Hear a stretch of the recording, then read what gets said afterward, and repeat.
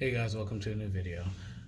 So I got a couple packages in the mail today that I want to show you guys real quick because I can't really show it to you on the car because if you saw my last video, the clutch started slipping in the car, and so it's been out for a couple weeks now, and I'm just waiting until the day when I finally get the car back. So I already purchased a clutch for it, which was the competition clutch stage 2.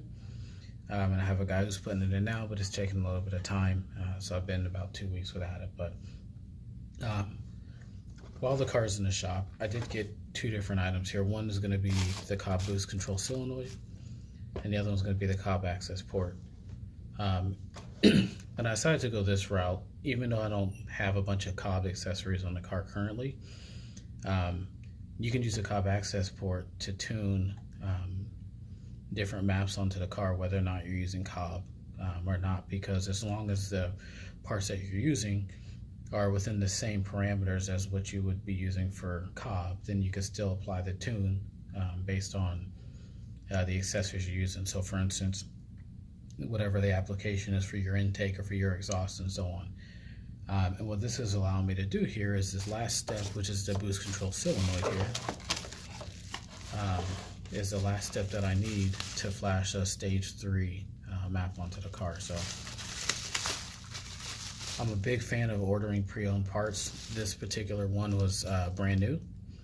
The Accessport I got, which is pre-owned, you just want to make sure that it's unmarried, otherwise it's not going to work for your car. So here's the boost control solenoid here. A lot smaller than I thought it would be, but I mean, it's fine. You have your 3 inputs here for your vacuum lines, and then your plug that just plugs right into the factory.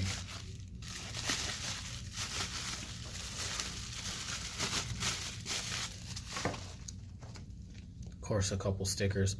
I told my guy who was putting in the clutch, I said, make sure you save the stickers, because I do like to hold on to these. Not to try to gain horsepower by stickers, but I just like to have stickers to the different things that I'm doing to the car. Some zip ties here, and then a screw which will mount the solenoid, and they give you a ton of vacuum line here, which feels like it's pretty high quality. I even like that it has a little Cobb logo on there too. And then there's just like a thank you card. Put this aside real quick. Now looking at the Accessport, like I said, I got this pre-owned. I ordered this one on Facebook, but it's pretty much brand new.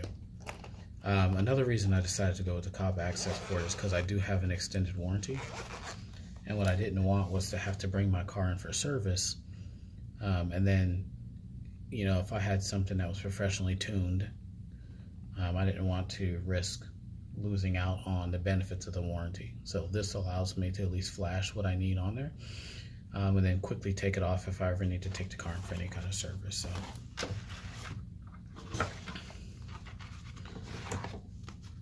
the box here, the side box basically just comes with the mount that the Accessport will go to the car, and I am going to mount this. It also comes with an additional faceplate. It's blue. I'm not going to use that because that's kind of, unless you have a blue Evo, it kind of reminds me of like a Subaru.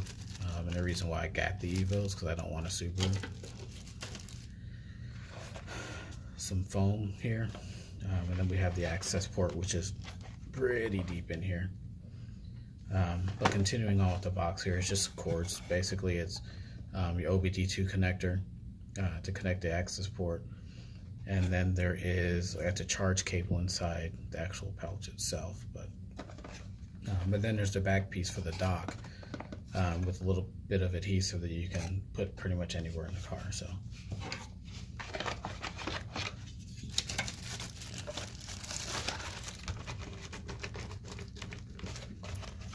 Set that aside, try not to make too big of a mess.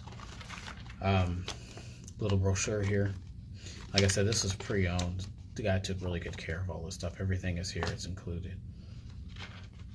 The cord, USB to USB 2 to plug in the Accessport to your computer and download the maps. But when you get it for your personal vehicle, all the maps are already installed in the Accessport, but it allows you to get updates and things like that. And actually, here's the mount for the Accessport that I originally said was in the box, but I guess it's right here.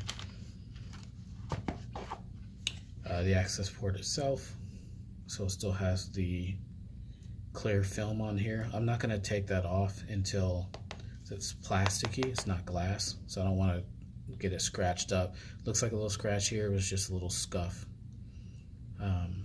in the plastic that's on there. So I want to try to find a screen protector I can put on there before I end up taking it off. So I'm not gonna lie, this thing feels incredibly cheap. There's no internal battery for it, so you can't turn it on and mess around with it unless you have it plugged into the car. But that's also a good thing, because since a lot of people usually keep these mounted, you shouldn't have any issues with the heat or the cold air overpowering the battery and then blowing up the unit or whatever in your car. So if you ever wanted to sell this, you have to unmarry it, which is uninstalling it from the car. And since it holds the original map, it then puts that back on the car.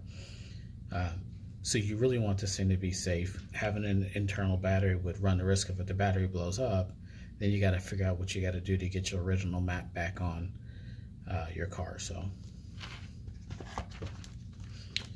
like I said, it's a nice little carrying case here. I could put that in my work bag or take it and throw it inside the house, keep it in the garage. But I'll likely just keep it mounted since it's a car's garage kept anyway. So hopefully I get the car back soon. I'll probably do an install video on the Accessport. I don't think I'll do it on the boost solenoid. But just to show you guys like real time on how long it takes to install the Accessport. And then, you know, how to download maps and stuff like that. So yeah, that's all I have for today's video. So appreciate you guys tuning in. And of course, like and subscribe. So thank you.